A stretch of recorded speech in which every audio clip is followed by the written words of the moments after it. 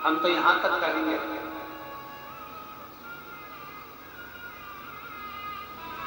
यहां तक कहेंगे, यदि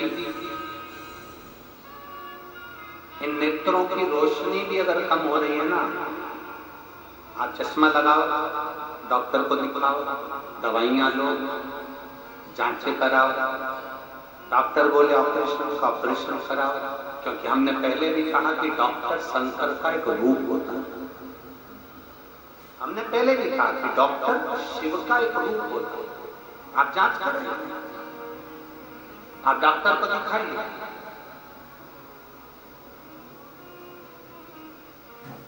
और जब डॉक्टर को भी दिखाते हुए आपकी आंखों में अगर आराम न लगे, तो फिर किसी शिव मंदिर में शंकर का शिवलिंग हो, जलाधारी हो, और वो जलाधारी का पानी, शिवलिंग की जो जलाधारी होती है वो थोड़ी मोटी होती है। बोलो बोलो बोलो, देखा है आप लोगों ने कि नहीं देखा है?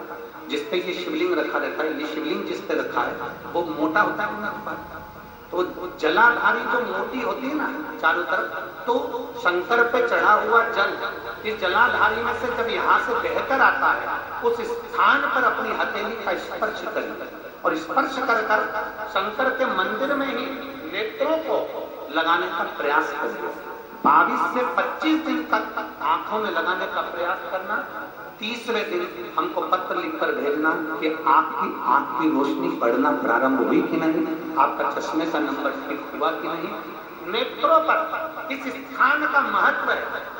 ये गणेश और कार्तिकेय का स्थान, बीच में अशोक सुंदरी का स्थान, शिवलिंग, शंकर के ऊपर जो जल गिरता है, शंकर जी की 5 लड़कियां, जया, विषहरा, शामलीबारी, दौतली, देव, जिस पर शिवलिंग रखा है पार्वती जी का हस्तकमल, और ये जो भाग है जहां से जल नीचे गिर रहा है, ये 33 कोटि देवी देवताओं की जो धर्म पत्नियां हैं उनका स्थान होता है, जहां से ये जल नीचे की ओर आता है। उस स्थान पर अपनी हथेली का स्पर्श कर कर अपने नेत्रों पर लगाना प्रतिदिन प्रारंभ करो। 25 दिन के बाद बात करेंगे कि नेत्र की रोशनी बढ़ती है कि नहीं बढ़ती। जांच भी कराना, डॉक्टर को दिखाना भी कि हमारे नेत्र की रोशनी का कितना अंतर है, जरा देखकर बताओ जरा। देखिए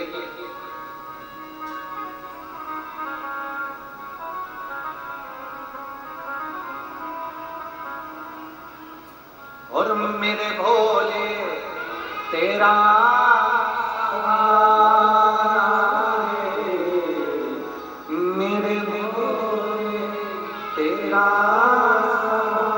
सहारा है, मेरी नैया का किनारा है, मेरी नैया का किनारा। इन नेत्रों पर लगाने का प्रयास।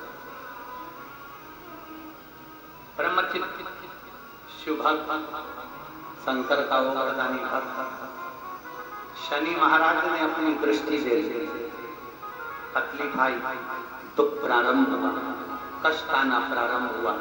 शनि जब अपनी दृष्टि देता है कष्ट आता है, और ऐसा कोई व्यक्ति नहीं जिसपे शनि की दृष्टि नहीं पड़ेगी।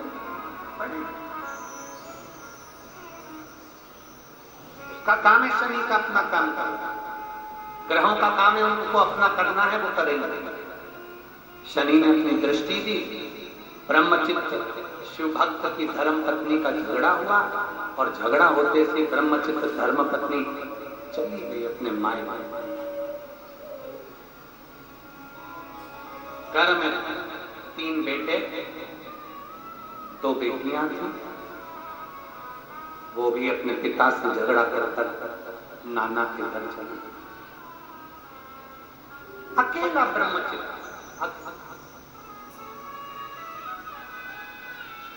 और जब पूरा वक्त आता है ना, सब साथ छोड़कर चले गए। धन के साथी सब होंगे, पैसे के साथी सब होंगे, तुम्हारे सुख के साथी सब होंगे, पर धन के हिस्सेदार होंगे, जमीन के हिस्सेदार होंगे, प्लाट के हिस्सेदार होंगे, पर तुम्हारे पाप का कोई हिस्सेदार नहीं होगा। तुम्हारे पाप का भोग तो तुम्हें अकेले को ही भोगना पड़ेगा, अकेले को भोगना है, कोई दूसरा नहीं भोगे। इसलिए फिर कहेंगे मत बुरे कर्म कर।